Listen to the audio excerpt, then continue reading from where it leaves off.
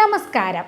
പല പേഷ്യൻസും ഒ പിയിൽ വന്നിട്ട് പറയാറുണ്ട്, ഡോക്ടർ ഒന്ന് മഴ കൊണ്ടാൽ അല്ലെങ്കിൽ തണുപ്പുള്ളത് എന്തെങ്കിലും കഴിച്ചു കഴിഞ്ഞിട്ടുണ്ടെങ്കിൽ, അതല്ലെങ്കിൽ എ സിയിൽ കുറച്ച് നേരം ഇരുന്ന് കഴിഞ്ഞാൽ, അതല്ലെങ്കിൽ എന്തെങ്കിലും യാത്രയൊക്കെ ചെയ്ത് കഴിഞ്ഞിട്ടുണ്ടെങ്കിൽ പെട്ടെന്ന് തൊണ്ടവേദന വരുന്നുണ്ടെന്ന് പറയാറുണ്ട്. ഇങ്ങനെ ഇടയ്ക്കിടയ്ക്കായിട്ട് തൊണ്ടവേദന വരുന്നത് നമ്മുടെ ടോൺസിൽ ഗ്രന്ഥിക്ക് ഇൻഫെക്ഷൻ വരുമ്പോഴാണ്. ടോൺസിലൈറ്റിസ് എന്നാണ് നമ്മൾ അതിനെ പറയുന്നത്.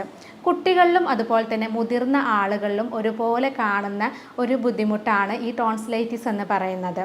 പല ആളുകളും ഇങ്ങനെ ഇടയ്ക്കിടയ്ക്ക് തൊണ്ടവേദന വരുന്ന സമയത്ത് ഈ ടോൺസിൽ ഗ്രന്ഥി തന്നെ നീക്കം ചെയ്യാറുണ്ട് സർജറി ചെയ്തിട്ട്. എന്നാൽ ഇത് സർജറിയുടെ ആവശ്യമുണ്ടോ? നമുക്ക് സർജറി ഇല്ലാതെ തന്നെ ഇത് ഈ ടോൺസിലൈറ്റിസ് ഇടയ്ക്കിടയ്ക്ക് വരുന്ന ബുദ്ധിമുട്ട് പൂർണ്ണമായിട്ട് തന്നെ മാറ്റിയെടുക്കാൻ പറ്റാറുണ്ട്. അപ്പോൾ ഇങ്ങനെ വേദനയൊക്കെ വരുന്ന സമയത്ത് നമുക്ക് ഒറ്റ ദിവസം കൊണ്ട് തന്നെ മെഡിസിൻ എടുത്ത് കഴിഞ്ഞിട്ടുണ്ടെങ്കിൽ ഒറ്റ ദിവസം കൊണ്ട് നമുക്ക് ഈ വേദനയും കുറക്കാൻ പറ്റാറുണ്ട്. അപ്പോൾ സർജറി ഇല്ലാതെ നമുക്കിത് എങ്ങനെ ചികിത്സിക്കാം? തൊണ്ടവേദന എന്തൊക്കെ കാരണങ്ങൾ കൊണ്ടാണ് വരുന്നത്? അതിൻ്റെ ലക്ഷണങ്ങൾ എന്തൊക്കെയാണ്? പിന്നെ നമുക്ക് വീട്ടിൽ വെച്ച് തന്നെ നമുക്ക് വേദന കുറക്കാനുള്ള പരിഹാര മാർഗ്ഗങ്ങൾ എന്തൊക്കെയാണെന്നാണ് ഇന്ന് വീഡിയോയിലൂടെ പറയുന്നത്. ഞാൻ doctor Semiya, doctor Basil's homeo hospital, Pandikkad, Malappuram ജില്ല.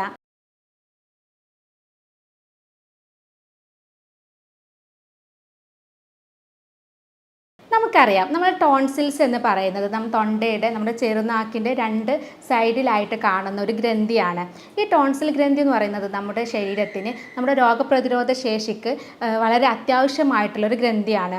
നമ്മുടെ കഴിക്കുന്ന ഭക്ഷണത്തിൽ നിന്നോ, അല്ലെങ്കിൽ അന്നനാളത്തിൻ്റെ ഭാഗത്തുനിന്ന്, അതല്ലെങ്കിൽ ശ്വാസകോശത്തിൻ്റെ ഭാഗത്തുനിന്ന്, അല്ലെങ്കിൽ നമ്മൾ അന്തരീക്ഷത്തിൽ നിന്നൊക്കെ നമുക്ക് ബോഡിയിലേക്ക് എന്തെങ്കിലും ഒരു ഇൻഫെക്ഷനോ അല്ലെങ്കിൽ രോഗാണുക്കളോ വന്നു കഴിഞ്ഞിട്ടുണ്ടെങ്കിൽ അതിനെ ആദ്യം ചെറുത്ത് തോൽപ്പിക്കുന്നത് ഈ ടോൺസിൽ ഗ്രന്ഥിയാണ്. അപ്പോൾ രോഗപ്രതിരോധ ശേഷിക്ക് ആവശ്യമായിട്ടുള്ളൊരു ഗ്രന്ഥിയാണ് ഈ ടോൺസിൽ ഗ്രന്ഥി എന്ന് പറയുന്നത്. എന്നാൽ നമ്മുടെ പ്രതിരോധ ശേഷി കുറയുക, അതല്ലെങ്കിൽ കൂടുതലായിട്ട് രോഗാണുക്കൾ വരികയൊക്കെ ചെയ്യുകയാണെങ്കിൽ അപ്പോൾ അത് ടോൺസിൽ ഗ്രന്ഥിക്ക് അണുബാധ ഉണ്ടാക്കും. ഇതിനെയാണ് നമ്മൾ ടോൺസിലൈറ്റിസ് എന്ന് പറയുന്നത്. ഇങ്ങനെ ടോൺസിൽസിന് ഇൻഫെക്ഷൻ വന്നു കഴിഞ്ഞിട്ടുണ്ടെങ്കിൽ ആ ഭാഗം നമ്മൾ ടോർച്ചടിച്ച് കണ്ണാടിയിലൊക്കെ നോക്കിയാൽ നമുക്കറിയാൻ പറ്റും. നല്ല ചുവന്ന് തുടുത്ത് നല്ല വീർത്തിരിക്കുകയായിരിക്കും ടോൺസിൽ ഗ്രന്ഥി എന്ന് പറയുന്നത്. അത് ഒന്ന് മാത്രമാവാം, അല്ലെങ്കിൽ രണ്ട് ഗ്രന്ഥിക്കും ഇൻഫെക്ഷൻ വരുന്നതായിട്ട് കാണാറുണ്ട്. ഇങ്ങനെ ഇടയ്ക്കിടയ്ക്കായിട്ട് ടോൺസിൽ ഗ്രന്ഥിക്ക് ഇൻഫെക്ഷൻ വരുന്നതിന് പല കാരണങ്ങളുണ്ട്. പലപ്പോഴും എന്തെങ്കിലും ബാക്ടീരിയൽ ഇൻഫെക്ഷൻ കാരണം അല്ലെങ്കിൽ വൈറൽ ഇൻഫെക്ഷൻ കാരണമൊക്കെയാണ് നമുക്ക് ടോൺസിൽസിന് ഇൻഫെക്ഷൻ വരുന്നത്. ചില ആളുകൾക്ക് പെട്ടെന്ന് ടോൺസിൽസിന് ഇൻഫെക്ഷൻ വരും. അതല്ലെങ്കിൽ നമുക്ക് കുറേ കാലം നീണ്ടു നിൽക്കുന്ന എന്തെങ്കിലും അണുബാധ കൊണ്ടൊക്കെ നമുക്ക് ടോൺസിലൈറ്റിസ് വരാറുണ്ട്. അപ്പോൾ പല ആളുകളും പറയാറുണ്ട്, മഴ കൊണ്ടാൽ അല്ലെങ്കിൽ ഒന്ന് ഐസ്ക്രീം കഴിച്ചു കഴിഞ്ഞാൽ, അല്ലെങ്കിൽ തണുപ്പുള്ള വെള്ളം എന്തെങ്കിലും കുടിച്ചു കഴിഞ്ഞിട്ടുണ്ടെങ്കിൽ, എ സിയിൽ ഇരുന്ന് കഴിഞ്ഞാലൊക്കെ പെട്ടെന്ന് തൊണ്ടവേദന വരുന്നുണ്ടെന്ന് പറയാറുണ്ട് അല്ലേ? അതിനുള്ളൊരു കാരണം എന്താണ്? അതിനൊരു പ്രധാന കാരണം എന്ന് പറയുന്നത് നമ്മുടെ തൊണ്ടയുടെ താപനില കുറയുമ്പോൾ നമുക്ക് പെട്ടെന്ന് അണുബാധ വരാനുള്ള സാധ്യതയുണ്ട്. അതുകൊണ്ടാണ് നമ്മൾ മഴയൊന്ന് കൊണ്ടു കഴിഞ്ഞാൽ നമ്മൾ നോർമൽ ടെമ്പറേച്ചറിൽ നിന്ന് പെട്ടെന്ന് മഴ കൊള്ളുമ്പോൾ നമ്മുടെ തൊണ്ടയുടെ ടെമ്പറേച്ചർ കുറയും. അതുപോലെ തന്നെയാണ് നമ്മൾ ഐസ്ക്രീം കഴിക്കുമ്പോൾ, തണുപ്പുള്ളത് കഴിക്കുമ്പോൾ, അതല്ലെങ്കിൽ നമ്മൾ വിയർത്ത് നിൽക്കുന്ന സമയത്ത് പെട്ടെന്ന് പോയി കുളിച്ച് കഴിഞ്ഞിട്ടുണ്ടെങ്കിൽ, യാത്രയൊക്കെ ചെയ്യുമ്പോൾ നമുക്ക് ടെമ്പറേച്ചറിൽ വേരിയേഷൻ വരും. ഇങ്ങനെയൊക്കെ വരുന്ന സമയത്ത് നമുക്ക് തൊണ്ടയുടെ താപനില കുറഞ്ഞിട്ടാണ് അവിടെ അണുബാധ വരുന്നതും ഇങ്ങനെ ടോൺസിൽ ഗ്രന്ഥിക്ക് ഇൻഫെക്ഷൻ വരുന്നതും. പലരുടെയും ഒരു സംശയമാണ് ടോൺസിൽ രോഗം ഇത് പകരുന്ന രോഗമാണോ എന്നുള്ളത്. പല ആളുകളും വന്ന് ചോദിക്കാറുണ്ട്, ഡോക്ടർ ഈ ടോൺസിലൈറ്റിസ് നമുക്ക് പകരുമോ എന്നുള്ളത്. ശരിക്കും ടോൺസിലൈറ്റിസ് അറിയുന്നത് പകരുന്ന രോഗമാണ്. കാരണം ഇത് ബാക്ടീരിയൽ ഇൻഫെക്ഷനോ അല്ലെങ്കിൽ വൈറസ് ഇൻഫെക്ഷൻ കൊണ്ടാണ് കൂടുതലായിട്ടും അണുബാധ വരുന്നത്. അപ്പോൾ നമ്മളൊന്ന് തുമ്മുകയോ അല്ലെങ്കിൽ ചുമക്കുകയോ ചെയ്യുന്ന സമയത്ത് നമ്മുടെ ഉമിനീരോ അതല്ലെങ്കിൽ നമ്മുടെ മൂക്കിൽ നിന്നൊക്കെ സ്രവങ്ങൾ മറ്റുള്ള ആളുകളിൽ എത്തിക്കഴിഞ്ഞിട്ടുണ്ടെങ്കിൽ അവർക്കും ഇതുപോലെ ഇൻഫെക്ഷൻ വരാനും ഇതുപോലെ ടോൺസിലൈറ്റിസ് വരാനുള്ള സാധ്യതയുണ്ട്. ഇനി ടോൺസിലൈറ്റിസ് വന്നു കഴിഞ്ഞിട്ടുണ്ടെങ്കിൽ നമ്മൾ തൊണ്ടവേദനയാണ് പ്രധാനമായിട്ട് വരുന്ന ഒരു സിംറ്റം, അതായത് ലക്ഷണം എന്ന് പറയുന്നത്. ഈ തൊണ്ടവേദനയുടെ കൂടെ മറ്റെന്തൊക്കെ ബുദ്ധിമുട്ടുകളാണ് വരുന്നതെന്ന് നോക്കാം. ഈ തൊണ്ടവേദന വന്നു കഴിഞ്ഞിട്ടുണ്ടെങ്കിൽ നമുക്ക് ഭക്ഷണം കഴിക്കാൻ പോലും പറ്റില്ല. പല ആളുകളും പറയാറുണ്ട്, ഡോക്ടറെ ഒന്ന് ഭക്ഷണം കഴിക്കാൻ, ഒന്ന് പോയിട്ട് വെള്ളം കുടിക്കാൻ പോലും പറ്റില്ല എന്ന് പറയും. അതല്ലെങ്കിൽ സംസാരിക്കാൻ പോലും കഴിയുന്നില്ല എന്ന് പറയാറുണ്ട്. അപ്പോൾ ഭക്ഷണം ഇറക്കാൻ ഭയങ്കര ബുദ്ധിമുട്ടായിരിക്കും ഈ തൊണ്ടവേദന വന്നു കഴിഞ്ഞിട്ടുണ്ടെങ്കിൽ. അതിൻ്റെ കൂടെ തന്നെ നമുക്ക് പനി വരാം, ക്ഷീണം വരാം, ഇതിൻ്റെ കൂടെ തന്നെ ജലദോഷം, ചുമ ഇങ്ങനെയുള്ള ലക്ഷണങ്ങളും കാണിക്കാറുണ്ട്. അതുപോലെ ഈ സമയത്ത് നമ്മൾ ടോർച്ച് അടിച്ചിട്ട് നമ്മുടെ രണ്ട് ടോൺസിൽ ഗ്രന്ഥി നോക്കുമ്പോഴായിരിക്കും അത് നന്നായിട്ട് വീർത്ത് ചുവന്നിരിക്കുന്നത് കാണുന്നത്. പല ആളുകളും ഇങ്ങനെ ടോൺസിലൈറ്റിസ് ഇങ്ങനെ ഇടയ്ക്കിടയ്ക്ക് തൊണ്ടവേദന വന്നു കഴിഞ്ഞിട്ടുണ്ടെങ്കിൽ അത്ര കാര്യമാക്കാറില്ല. നമ്മൾ വീട്ടിൽ വെച്ചിട്ട് തന്നെ കുറച്ച് ചൂടുവെള്ളമൊക്കെ എടുത്ത് അതിൽ കല്ലുപ്പൊക്കെ ഇട്ടിട്ട് ഇടയ്ക്കിടയ്ക്കായിട്ട് ഇങ്ങനെ ഗർഗിൾ ചെയ്യും. അങ്ങനെ ചെയ്ത് കഴിഞ്ഞാൽ തന്നെ പല ആളുകൾക്കും ഇങ്ങനെ പെയിന് ആശ്വാസം കിട്ടാറുണ്ട്. എന്നാൽ കുറച്ച് കഴിയുമ്പോൾ വീണ്ടും ഈ വേദന വന്ന് കാണാറുണ്ട് അല്ലേ. അപ്പോൾ പലപ്പോഴും ഇങ്ങനെ ഇടയ്ക്കിടയ്ക്കായിട്ട് വരുമ്പോൾ നമ്മളത് അത്ര കാര്യമാക്കാതെ ചികിത്സയൊന്നും എടുക്കാറില്ല. ഇനി നമ്മൾ ശ്രദ്ധിക്കേണ്ട ഒരു കാര്യമുണ്ട്. നമുക്ക് ടോൺസിൽ ഗ്രന്ഥി ഇൻഫെക്ഷൻ വരുന്ന സമയത്ത് നമ്മൾ തീർച്ചയായിട്ടും ആ ഭാഗം എക്സാമിൻ ചെയ്യണം.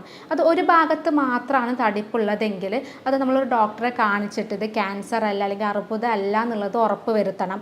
കാരണം ക്യാൻസർ പോലെയുള്ള തൊണ്ടയിൽ വരുന്ന ക്യാൻസറുകളിലൊക്കെ കൂടുതലും കാണുന്നത് ഒരു ഭാഗത്ത് മാത്രമുള്ള തടിപ്പുകളായിരിക്കും. അപ്പോൾ അതുകൊണ്ട് തന്നെ ഇങ്ങനെയുള്ള ഒരു സിംറ്റം ലക്ഷണം കാണിക്കുകയാണെങ്കിൽ തീർച്ചയായിട്ടും ഒരു ഡോക്ടറെ കാണിച്ചിട്ട് അത് അല്ല എന്നുള്ളത് ഉറപ്പ് വരുത്തണം. ഇനി ഇടയ്ക്കിടയ്ക്ക് വരുമ്പോൾ ടോൺസിലൈറ്റിസ് വരുമ്പോൾ ഞാൻ നേരത്തെ പറഞ്ഞു പലരും കാര്യമാക്കാറില്ല. എന്നാൽ ഇങ്ങനെ നമ്മൾ ശ്രദ്ധിക്കാതെ കൊണ്ട് നടന്നു കഴിഞ്ഞിട്ടുണ്ടെങ്കിൽ ഇത് പല ബുദ്ധിമുട്ടുകളിലേക്കും നയിക്കും. അതിലൊന്ന് പറയുന്നത് നമ്മുടെ ഹൃദയത്തിൻ്റെ വാൽവുകളെ അത് നശിപ്പിക്കാനുള്ള കാരണമാകും. അതുപോലെ തന്നെ കിഡ്നിയുടെ പ്രവർത്തനങ്ങളെ അത് ബാധിക്കും. പിന്നെ കുട്ടികളിലൊക്കെ ആണെങ്കിൽ പല ബുദ്ധിമുട്ടുകളും വരാറുണ്ട്. അവരുടെ രോഗപ്രതിരോധ ശേഷി കുറയും. അതുപോലെ തന്നെ മുതിർന്ന ആളുകളിലാണെങ്കിലും കുട്ടികളിലൊക്കെ ആണെങ്കിലും ഈ രുചിക്ക് വ്യത്യാസങ്ങൾ വരും. അതുപോലെ തന്നെ കിടക്കുന്ന സമയത്ത് ശ്വാസം എടുക്കാൻ ബുദ്ധിമുട്ട് വരും. അതുപോലെ മൂക്കടപ്പ് അങ്ങനെയുള്ള ബുദ്ധിമുട്ടുകളൊക്കെ ഇതിൻ്റെ കൂടെ കാണിക്കാറുണ്ട്. അതുപോലെ തന്നെയാണ് ടോൺസിലൈറ്റിസ് ഇടയ്ക്കിടയ്ക്ക് വന്നു കഴിഞ്ഞിട്ടുണ്ടെങ്കിൽ നമുക്ക് സൈനസുകളിൽ ഇൻഫെക്ഷൻ വരാനുള്ള സാധ്യത ഉണ്ട്. സൈനസ് എന്ന് പറയുന്നത് നമുക്കറിയാം നമ്മുടെ നെറ്റിയുടെ ഭാഗത്ത്, അതുപോലെ കണ്ണിൻ്റെ മുകളിലായിട്ട്, കണ്ണിൻ്റെ താഴ്ഭാഗത്തായിട്ട്, അതുപോലെ നമ്മുടെ മൂക്കിൻ്റെ 2 സൈഡുകളിലൊക്കെ ആയിട്ട് കുറച്ച് അറകളുണ്ട്. അതിന് നമ്മൾ സൈനസ് എന്ന് പറയുന്നത്. ഈ സൈനസുകളിൽ എന്തെങ്കിലും ഇൻഫെക്ഷനോ അതുപോലെ കഫമൊക്കെ കെട്ടിക്കിടന്നാലാണ് അതിന് സൈനസൈറ്റിസ് എന്ന് പറയുന്നത്. അപ്പോൾ നമ്മൾ ടോൺസിൽ ഗ്രന്ഥിക്ക് ഒരു അണുബാധ വന്നു കഴിഞ്ഞിട്ടുണ്ടെങ്കിൽ ആ അണുബാധ അത് സൈനസുകളിൽ വരാനും അത് സൈനസൈറ്റിസ് ആയിട്ട് മാറാനുള്ള സാധ്യതയുണ്ട്. അതുപോലെ തന്നെയാണ് നമുക്ക് ചെവിയിൽ ഇൻഫെക്ഷൻ വരാനുള്ള സാധ്യതയുണ്ട്. ഇത് ടോൺസിലും അതുപോലെ തന്നെ ചെവിയും തമ്മിൽ ബന്ധമുണ്ട്. അപ്പോൾ ടോൺസിലൈറ്റിസിന് എന്തെങ്കിലും ഒരു വേദനയോ ഇൻഫെക്ഷനോ വന്നു കഴിഞ്ഞാൽ ചെവിയിലോട്ട് ഇൻഫെക്ഷൻ വരാനും അതല്ലെങ്കിൽ നമുക്ക് ഭക്ഷണമൊക്കെ കഴിക്കുന്ന സമയത്ത് വേദന ചെവിയിലോട്ടൊക്കെ വരാനുള്ള സാധ്യതയുണ്ട്. അപ്പോൾ നമ്മളിത് ടോൺസിലൈറ്റിസ് വന്നു കഴിഞ്ഞിട്ടുണ്ടെങ്കിൽ ഇടയ്ക്കിടയ്ക്ക് വരുന്നുണ്ടെങ്കിൽ അതിന് കറക്റ്റായിട്ടുള്ള ചികിത്സ എടുക്കണം. അതല്ലെങ്കിൽ ഇതുപോലെയുള്ള പലതരത്തിലുള്ള നമ്മുടെ ഹൃദയത്തിൻ്റെയും അതുപോലെ തന്നെ കിഡ്നി പോലെയുള്ള അവയവങ്ങളിലേക്ക് അത് ബാധിക്കുകയും അത് പിന്നീട് കൂടുതൽ ബുദ്ധിമുട്ട്, കൂടുതൽ കോംപ്ലിക്കേഷനിലേക്ക് പോവുകയും ചെയ്യും. അതുപോലെ നേരത്തെ ഞാൻ പറഞ്ഞു നമ്മൾ ടോൺസിൽ ഗ്രന്ഥിക്ക് ഒരു ഭാഗത്ത് മാത്രമാണോ തടിപ്പൊക്കെ ഉള്ളതെങ്കിൽ നമ്മളത് കറക്റ്റായിട്ട് അത് ക്യാൻസറൊക്കെ അല്ല എന്നുള്ളത് നമ്മൾ ഉറപ്പ് വരുത്തണം. അപ്പോൾ നമ്മുടെ തൊണ്ടയുടെ ഭാഗത്ത് എന്തെങ്കിലും ക്യാൻസർ പോലെയുള്ള എന്തെങ്കിലും വളർച്ച വന്നു കഴിഞ്ഞിട്ടുണ്ടെങ്കിൽ അത് നമുക്ക് എങ്ങനെ മനസ്സിലാക്കാമെന്ന് നോക്കാം. നമുക്ക് തൊണ്ടയിൽ ക്യാൻസർ വരാനുള്ളൊരു പ്രധാന കാരണം നമ്മുടെ ഭക്ഷണ രീതിയിലുള്ള പ്രശ്നങ്ങളും അതുപോലെ തന്നെ നമ്മുടെ ജീവിത ശൈലിയിലുള്ള മാറ്റങ്ങൾ കൊണ്ടൊക്കെയാണ് കൂടുതലായിട്ടും വരുന്നത്. അതുപോലെ പുകവലി, മദ്യപാനം, പുകയിലെ ഉൽപ്പന്നങ്ങളുടെ കൂടുതലായിട്ട് ഉപയോഗം കൊണ്ട് നമുക്ക് തൊണ്ടയിൽ ക്യാൻസർ വരാറുണ്ട്. അപ്പോൾ നമുക്ക് ഈ തൊണ്ടവേദന ഇങ്ങനെ ഇടയ്ക്കിടയ്ക്ക് വരുന്ന തൊണ്ടവേദനയുടെ കൂടെ നിർത്താതെയുള്ള ചുമ വരിക. അങ്ങനെ നിർത്താതെയുള്ള ചുമ വരുന്നത് നമുക്ക് തൊണ്ടയിൽ വരുന്ന ക്യാൻസർ കൊണ്ടോ അല്ലെങ്കിൽ ശ്വാസകോശ ക്യാൻസർ കൊണ്ടൊക്കെ വരുന്നതാണ്. അപ്പോൾ അങ്ങനെയുള്ള ലക്ഷണങ്ങൾ ഉണ്ടെങ്കിൽ തീർച്ചയായിട്ടും ഡോക്ടറെ കാണിച്ചിട്ട് നമ്മളത് ക്യാൻസർ അല്ല എന്നുള്ളത് ഉറപ്പ് വരുത്തണം. അതുപോലെ തന്നെ നമുക്ക് ശബ്ദത്തിന് എന്തെങ്കിലും അടപ്പ് അനുഭവപ്പെടുക, അല്ലെങ്കിൽ ഭക്ഷണം കഴിക്കാൻ ബുദ്ധിമുട്ട്, അവിടെ ഒരു തടസ്സമുള്ളത് പോലെയൊക്കെ തോന്നുക, ഇങ്ങനെയുള്ള ലക്ഷണങ്ങൾ ഉണ്ടെങ്കിലും അത് നമ്മൾ കറക്റ്റായിട്ടുള്ള ചികിത്സ അതിനെടുക്കണം. അതുപോലെ തന്നെ ശ്വാസം എടുക്കാൻ ബുദ്ധിമുട്ട് വരിക, ചെവിക്ക് വേദന കൂടുതലായിട്ട് അനുഭവപ്പെടുക, തൊണ്ടയുടെ മറ്റ് ഭാഗങ്ങളിലായിട്ട് കുറച്ച് കയല വീക്കങ്ങളൊക്കെ കാണുക, ഇങ്ങനെയൊക്കെ വരുന്നുണ്ടെങ്കിൽ നമ്മളവിടെ ആ ഭാഗം സ്കാൻ ചെയ്യുകയോ അതല്ലെങ്കിൽ എൻഡോസ്കോപ്പിയൊക്കെ എടുത്തിട്ട് ക്യാൻസർ അല്ല എന്നുള്ളത് ഉറപ്പ് വരുത്തണം. ഇനി ഞാൻ നേരത്തെ പറഞ്ഞു പല ആളുകളും ഇങ്ങനെ ഇടയ്ക്കിടയ്ക്ക് ടോൺസിൽ ഗ്രന്ഥിക്ക് ഇൻഫെക്ഷൻ വന്നു കഴിഞ്ഞാൽ പല ഡോക്ടേഴ്സും അത് സർജറി ചെയ്യാനാണ് നിർദ്ദേശിക്കാറുള്ളത്. എന്നാൽ ഇത് സർജറിയുടെ ആവശ്യമില്ലാതെ, സർജറി ഇല്ലാതെ തന്നെ നമുക്കിത് ചികിത്സയിലൂടെ മാറ്റിയെടുക്കാൻ പറ്റും. നമ്മളിവിടെ ചെയ്യുന്നത് രോഗിയുടെ ശാരീരികവും മാനസികവുമായിട്ടുള്ള കാര്യങ്ങൾ പഠിച്ച് യൂറോപ്യൻ നിർമ്മിത സോഫ്റ്റ്വെയറുകൾ ഉപയോഗിച്ചാണ് രോഗനിർണയവും അതുപോലെ മരുന്ന് നിർണയവും നടത്തുന്നത്. ജർമ്മനിയിൽ നിന്ന് ഇറക്കുമതി ചെയ്യുന്ന പൊട്ടൻസി മരുന്നുകളാണ് നമ്മളിവിടെ ഉപയോഗിക്കുന്നത്. നമ്മളിവിടെ ഈ തൊണ്ടവേദന വരുന്ന സമയത്ത് അല്ലെങ്കിൽ ടോൺസിലൈറ്റിസ് വരുന്ന ആളുകളിൽ നമ്മൾ ചെയ്യുന്നത് അവരുടെ രോഗപ്രതിരോധ ശേഷി കൂട്ടിക്കൊണ്ടുവരികയാണ് ചെയ്യുന്നത്. അപ്പോൾ അങ്ങനെ പ്രതിരോധ ശേഷി കൂട്ടിക്കഴിഞ്ഞാൽ തന്നെ ആ ഭാഗത്ത് നമുക്ക് ഇൻഫെക്ഷൻ വരാതെ, അണുബാധ വരാതെ അതിനെ ചെറുത്ത് തോൽപ്പിക്കാൻ വേണ്ടിയിട്ട് സഹായിക്കും. അതിനുള്ള മെഡിസിൻസാണ് നമ്മളിവിടെ കൊടുക്കുന്നത്. അതുകൊണ്ട് തന്നെ ഇങ്ങനെ തൊണ്ടവേദന ഒക്കെ വന്നു കഴിഞ്ഞാൽ പെട്ടെന്ന് ഒരു ദിവസം കൊണ്ട് തന്നെ നമുക്ക് ഈ വേദന പൂർണ്ണമായിട്ട് തന്നെ മാറ്റിയെടുക്കാം. വേദന പെട്ടെന്ന് കുറഞ്ഞാലും പക്ഷേ ആ തടിപ്പുകൾ ചുരുങ്ങാൻ കുറച്ച് ടൈം എടുക്കും. 2-3 ആഴ്ച ഉപയോഗിച്ചുകൊണ്ട് നമുക്ക് ടോൺസിൽ ഗ്രന്ഥിയുടെ തടിപ്പുകൾ കുറക്കാനും സഹായിക്കും. ഇനി ചികിത്സയുടെ കൂടെ തന്നെ നമ്മൾ വീട്ടിൽ വെച്ച് ചെയ്യാവുന്ന കുറച്ച് കാര്യങ്ങളുണ്ട്. എന്നാൽ പെട്ടെന്ന് തന്നെ നമുക്ക് തൊണ്ടയുടെ വേദന ഒരു ദിവസം കൊണ്ട് അതല്ലെങ്കിൽ കുറച്ച് മണിക്കൂറുകൾ കൊണ്ട് തന്നെ നമുക്ക് വേദന കുറക്കാൻ കഴിയും. അതിലൊന്നാണ് മുയൽ ചെവിയൻ ചെടിയുടെ വേര്. അത് വേരോട് കൂടെ നമ്മളത് പറിച്ചെടുത്തിട്ട് നല്ല പേസ്റ്റ് രൂപത്തിലാക്കിയിട്ട് നമ്മൾ തൊണ്ടയുടെ വേദനയുള്ള ഭാഗത്ത് പുരട്ടിക്കഴിഞ്ഞാൽ പെട്ടെന്ന് വേദന കുറയാറുണ്ട്. അത് നമുക്ക് കൂടുതലായിട്ട് ആൻറ്റി ബാക്ടീരിയൽ ആക്ഷനുള്ള ഒന്നാണ് ഈ ചെടി എന്ന് പറയുന്നത്. അപ്പോൾ അത് എടുക്കുമ്പോൾ നമ്മൾ ശ്രദ്ധിക്കേണ്ടത് വെള്ളം തീരെ തൊടാതെ വേണം, വെള്ളത്തോട് കൂടെ അത് പേസ്റ്റ് രൂപത്തിലാക്കരുത്. അല്ലാതെ ചെടി മാത്രം അരച്ച് പേസ്റ്റ് ആക്കിയിട്ട് വേണം ഉപയോഗിക്കാൻ. രണ്ടാമതായിട്ട് പറയുന്നത് നാരങ്ങ എന്ന് പറയുന്നത് നമുക്കറിയാം വൈറ്റമിൻ സി കൂടുതലുള്ളതാണ്. ഇത് പ്രതിരോധ ശേഷിയൊക്കെ കൂട്ടാൻ വേണ്ടി സഹായിക്കും. അപ്പോൾ നമ്മൾ നാരങ്ങ നീര് ഒരു ഗ്ലാസ് വെള്ളത്തിൽ ഒഴിച്ചിട്ട് അത് ഗർഗിൾ ചെയ്ത് കഴിഞ്ഞിട്ടുണ്ടെങ്കിൽ നല്ലതാണ്. അതുപോലെ നാരങ്ങ ജ്യൂസ് നമ്മൾ അധികം പഞ്ചസാര ഇടാതെ അത് ജ്യൂസായിട്ട് കുടിക്കുന്നതും നമുക്ക് തൊണ്ടവേദന വേണ്ടി കുറക്കാൻ വേണ്ടിയിട്ട് സഹായിക്കും.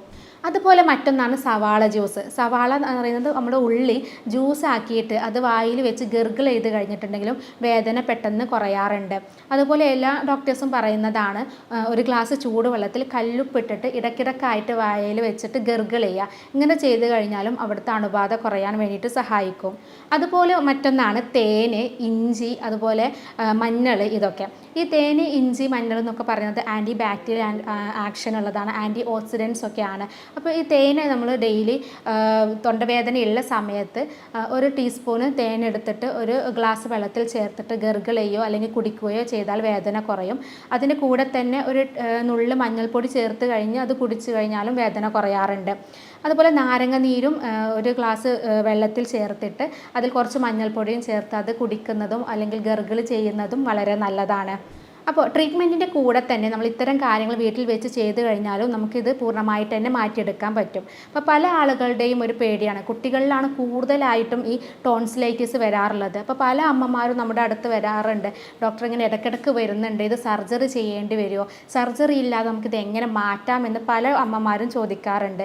എന്നാൽ ഇത് സർജറി ഇല്ലാതെ നമുക്കിത് പൂർണ്ണമായിട്ട് തന്നെ മാറ്റിയെടുക്കാം. അപ്പോൾ ഇത്തരം ചികിത്സാ രീതിയെക്കുറിച്ച് അറിയാനും ഇതിനെക്കുറിച്ച് എന്തെങ്കിലും സംശയങ്ങളൊക്കെ ചോദിക്കാനുണ്ടെങ്കിൽ താഴെ കാണുന്ന നമ്പറിൽ ബന്ധപ്പെടാവുന്നതാണ്. സ്നേഹത്തോടെ doctor Semiya, doctor Basil's homeo hospital, Pandikkad, Malappuram ജില്ല.